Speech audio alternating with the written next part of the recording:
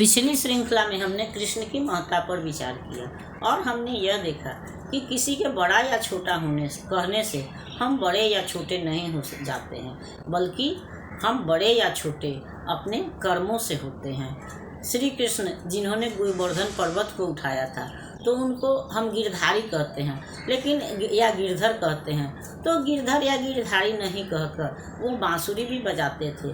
पहाड़ में और बांसुरी में कोई तुलना नहीं है, लेकिन उनको गिरधर भी कहा जाता है और मुरलीधर भी कहा जाता है। लेकिन इससे न तो कृष्ण दुखी होते हैं, न उनकी महत्ता में कमी आती है, बल्कि वो दोनों स्थिति में संतुलित रहते हैं।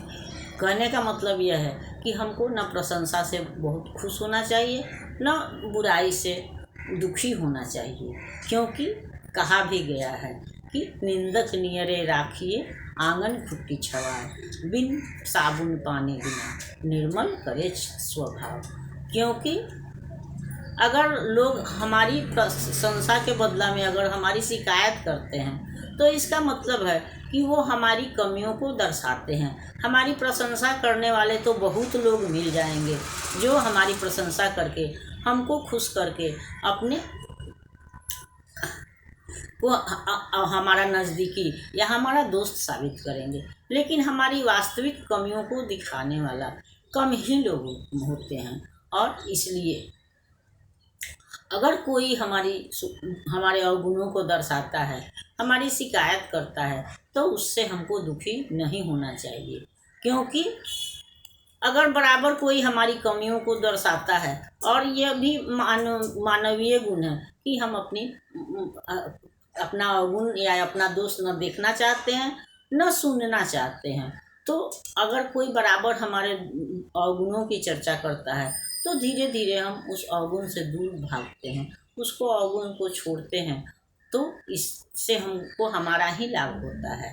क्योंकि वही बात है कि ऐसे तो अगर कपड़े की गंदगी है तो उसके लिए हमको साबुन और पानी की आवश्यकता पड़ती है, लेकिन अगर कोई हमारी बुराइयों को बराबर दिखाता रहता है तो बिना साबुन पानी के ही हमारा स्वभाव जो है निर्मल होने लगता है, यानी उसमें से हमारी बुराइयां जो है वह धीरे धीरे समाप्त हो जाती हैं।